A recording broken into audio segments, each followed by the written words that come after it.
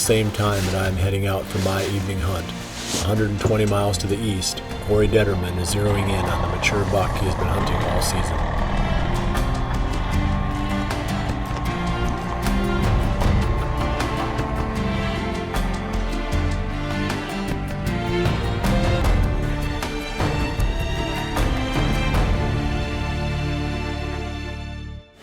It's New Year's Eve, and I've got my lucky Hawks hat on, so hopefully they win the Rose Bowl tomorrow. I'm in the blind with Michael. We had our family Christmas last night, and look out, and lo and behold, here stands Atlas on the corn plot. I haven't seen that deer since November 3rd. I had him at about 65 yards. Troy was in the tree with me. Really nice 5-year-old buck. We have the sheds from him last year. And I basically set my sights on him for the entire season with no success. I'm just elected to come back in here, and I think he'll probably come out this evening. At least I hope he does. We've already had a couple of bucks and some does come out pretty early, which is always a good sign. There's been a lot of deer in this field. I sat in here right before this storm came through 2 nights ago, and I saw 20, 25 deer in here, just a mixture of bucks and does.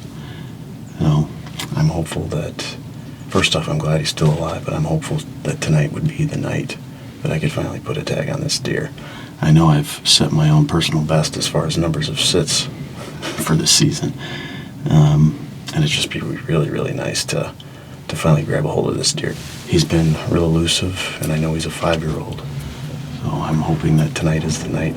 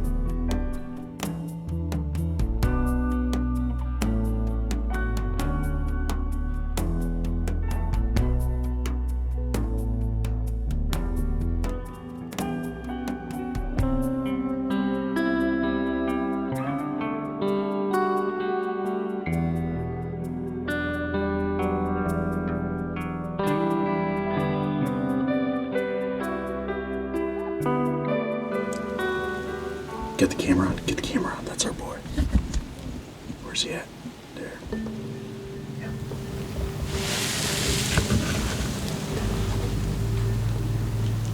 Look out.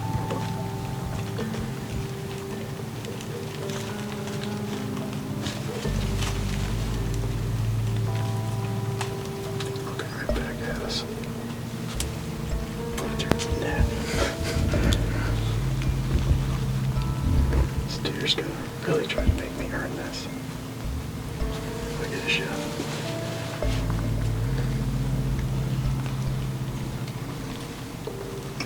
Come on, there we go. There we go. Come on, look, buddy. There we go. There we go. Hey, hey, hey. Oh, he's going in that bigger stuff. Hey, you're gonna have a shot. You're gonna have a shot. What's that? Get your gun ready. Never seen anything like this. Alright. I think I got him. Okay. Alright. Looks like she's passed him. Are you ready? Yeah, I'm on him. Alright. I'm gonna give her a try. Here we go.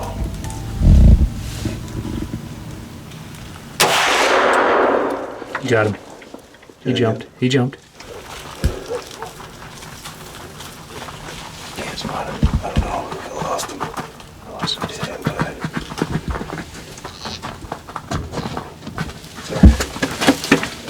well, that, ladies and gentlemen, was Atlas. It felt like a really good shot, but it's so thick I really have no idea what. I didn't see him run out, and he certainly didn't run back with these other deer. Oh, man. I feel so good. I feel so good. Yeah, I got blood right here.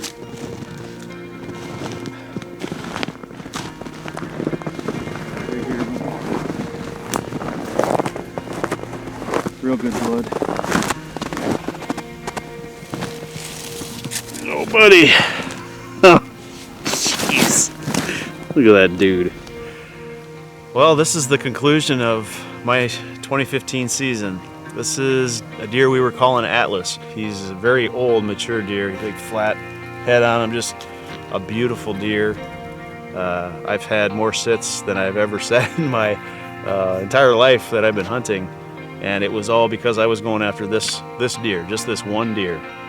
The satisfaction that I got from this, just forged through all that up and down through the season. Like nothing ever worked out right, but at about 9 a.m. this morning, he was out feeding in the corn. So I knew we had to move in on him, and that's what we did. We snuck in here, we used the tractor, kind of drown out some of the noise because it got real cold and the snow was really crunchy. Just trying to use some natural sounds to mask us getting in and out of that stand. I didn't know if we were going to get a shot. It was about 130 yards, and let it go. It felt good, and he fell about 25 yards from where we shot. I couldn't be happier, and I'm glad Michael was here to film everything.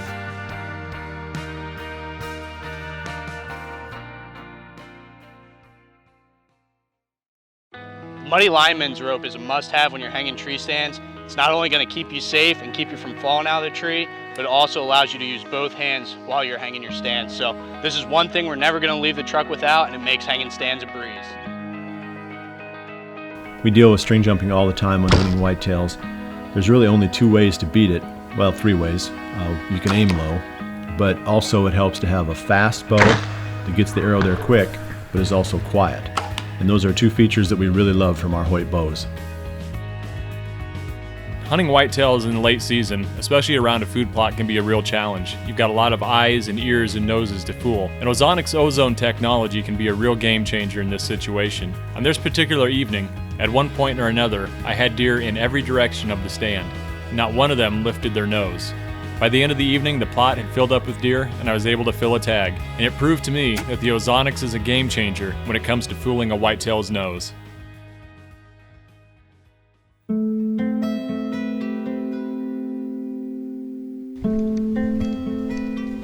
After filling his archery tag in mid-October, Erik Barber had to sit out the rut. Now he anxiously awaits the late muzzleloader season when he can go back after the big 9-pointer. Today is January 2nd, and I'm back in a stand that I actually just hung a few days ago. I'm set up in a cedar tree tonight, and the reason I hung this stand here is because I have a big and beastie food plot here off to the west of me, and it's only about 120 yards away from this stand. But the problem with setting up a ground blind in this location is the topography of the field is just so rolling that I can't see over some of the hills out here in front of me in this cut cornfield. But being up in the cedar tree, even though I'm only about 10 feet up, I got a really good view of this field, and I can cover pretty much anything in this little smaller section of the field out in front of me. So actually on December 30th, I hunted a stand called the Open Gate, which is a little bit east of here, and on my way down, when I got out of the stand, I noticed a bunch of deer out in the field, and one looked to be a pretty good-sized deer, and this is after dark, so I couldn't tell really what it was. Sure enough, we checked the trail cameras yesterday, and the big 9-pointer that I'm in here after tonight was out in that big and beastie food plot. So I'm hoping with similar conditions tonight, that buck is going to come out into that food plot and give me a nice, about 120-yard shot. So I'm filming myself just because this tree is so small that I can't get another stand in it. And it makes for an awesome setup because I have so much cover. I'm going to settle back. It's just after 2 o'clock. Got a few hours ahead of me. Wanted to get in here nice and early, so I'm hoping for a really good night.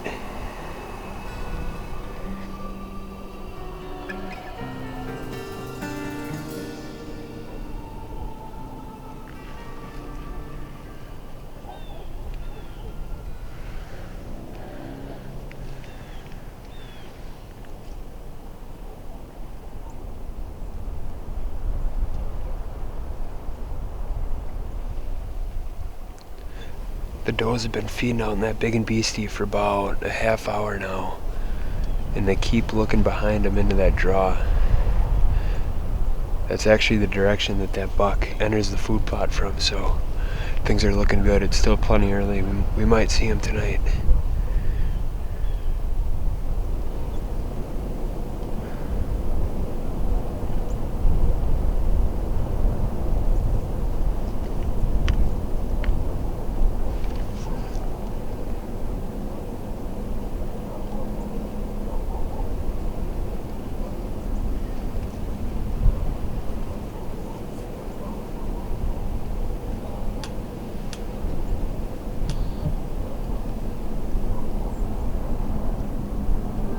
There he is.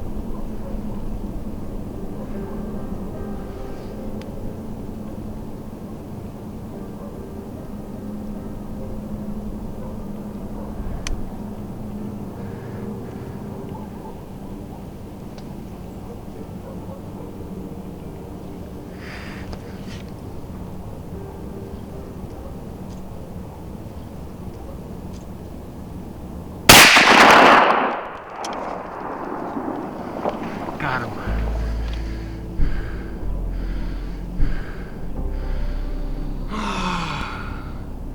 Oh, I can't believe it.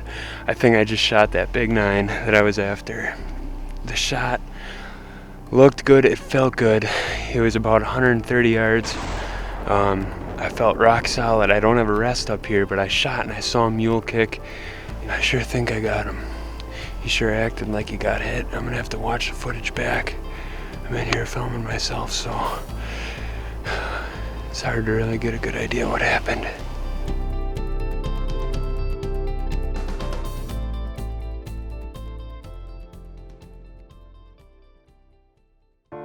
Big and Beastie is a great late season food source that withstands a lot of browse pressure. It offers a lot of tonnage per acre, and the food will last longer than a corn or soybean food plot of the same size. In the first episode of Chasing November, I talked about a giant buck I shot in 2012. It was the buck I'd nicknamed the Double G4 buck. I didn't go into any detail about that hunt because it was a historical kill, but I actually patterned that buck in part using trophy rocks during the summer of 2012. He showed up on 2 different mineral sites within his fairly small core area. These appearances not only confirmed that he was still around, but gave me some very interesting photos to look at as I prepared for the season. Trophy rocks played a very tangible role in my successful hunt for this great deer. Redneck's bail blinds are extremely portable. You can move a redneck bail blind into a field as soon as the farmer finishes combining the grain in that field. This has proven to be extremely effective for us. The equipment pulls out, they come out that evening to see what's going on, they see that bail blind sitting there, they don't think anything of it. Being extremely portable allows you to take advantage of this so you can always stay one step ahead of the action. I started in the hunting industry as an outdoor rider way back in 1991, and since the start I've been using Realtree camouflage. And the main reason is when you're in a tree stand, you're on the front of the tree usually, and the deer can see you up there if you aren't well concealed. The Realtree patterns are open enough that they blend into a wide range of backgrounds, which allows me to stay hidden even when you've got wary deer within close range.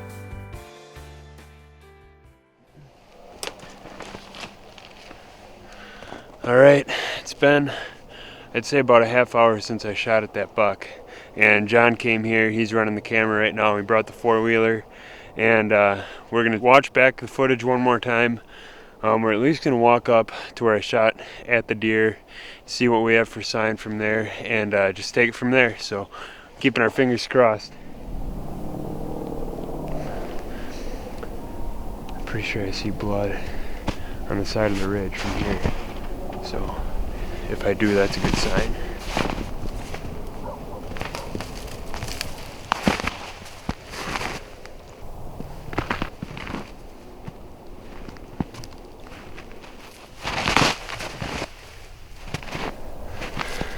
There he is.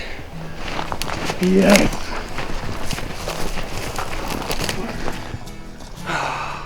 This is a buck that Chantel and I have both been going after.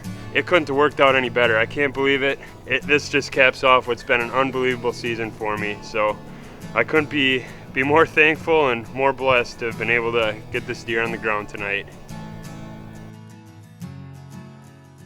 Here he is. It's the next day. We got him cleaned up and dragged out here. We were running out of light last night. That food plot that I was hunting is a small big and beastie plot, only about a half acre, that I put in this summer with the help of the guys in the office. The deer were hitting it last night. We finally got some good cold weather here in Iowa, and the deer were on their feet. He was in the plot at 3:30 and I shot him just before 4 o'clock. So that worked out great. And this is a deer that I have a lot of pictures of throughout the season. And we continued to get pictures of him then throughout the fall, up until November 5th, when the neighbor, a buddy of mine actually who hunts the neighboring property, got a shot at him and hit him.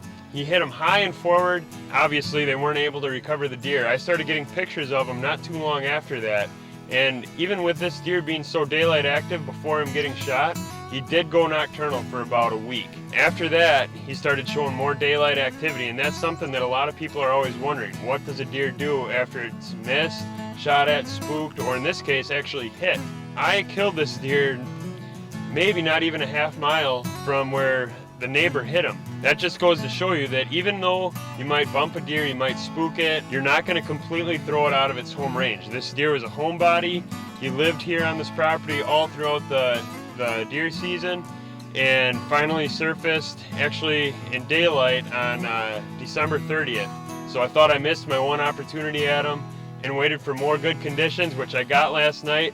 The big and beastie plot was filling up with deer, and at 3:30 he came out, gave me about a 130-yard shot, and I made the most of it. I couldn't be happier. This is a great buck, and I am thrilled to cap off my 2015 deer season with him.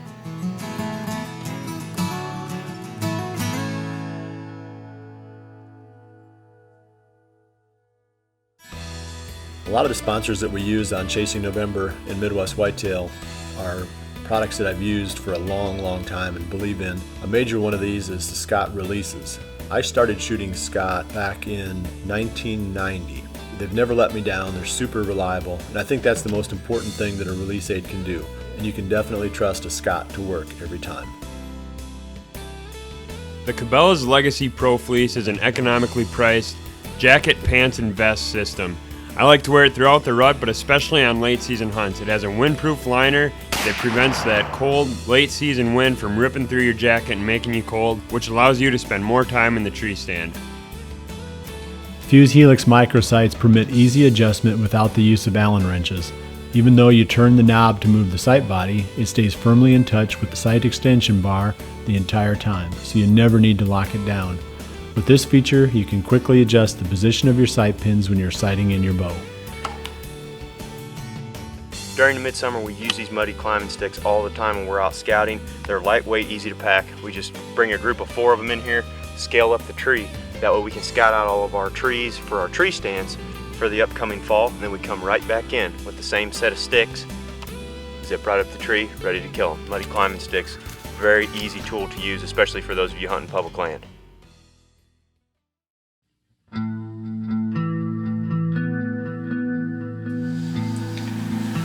Well, it's January 3rd. I just got set up in this blind overlooking a corn food plot.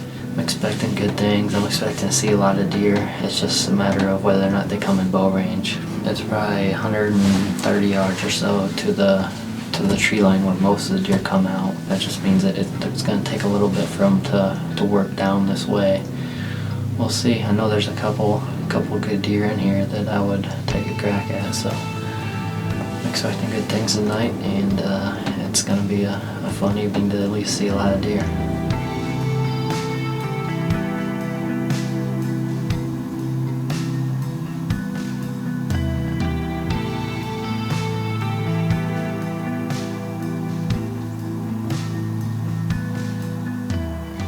Well, that's one of the deer that I thought I would see tonight. It's a 5-year-old 8-pointer that I actually encountered back in November too, but I passed him at that time just because I was hunting a bigger deer. But He's definitely a good mature 8-pointer, good long beams, good frame on him, but being a 5-year-old, I don't think he's gonna get a whole lot bigger. You can tell he doesn't have a whole lot of mass, but a cool mature deer, and if he does come into bow range later tonight, I will take a crack at him. Just shows you late season they're moving, and the snow has them up and feeding early in the day.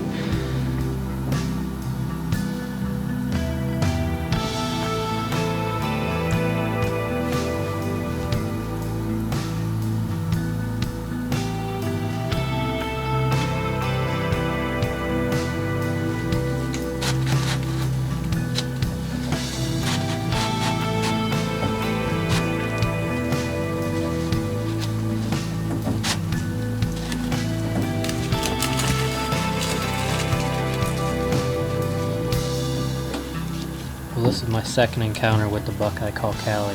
The first one was back in mid-November.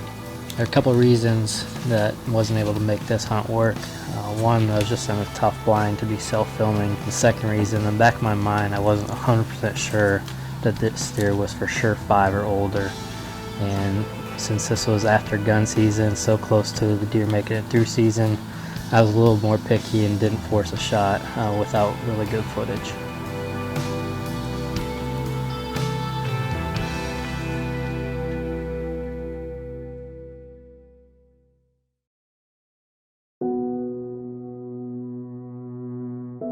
Late season hunting can be some of the best and most predictable of the season. While it may lack the intensity of November, if you have food sources and cold weather, it can still be a great time to fill your tag. That's exactly what our friends have been doing this past week, filling tags. Wisconsin native Justin Syme was one of them.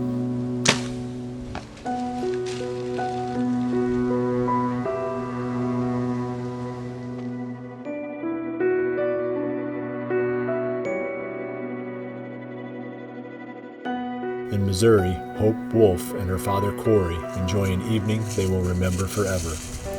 Well, we're out here in Monica's food plot, and we got some big and beastie right in front of the blind, and hopefully that will draw the deer closer to the blind. You good? Yeah. Kill him.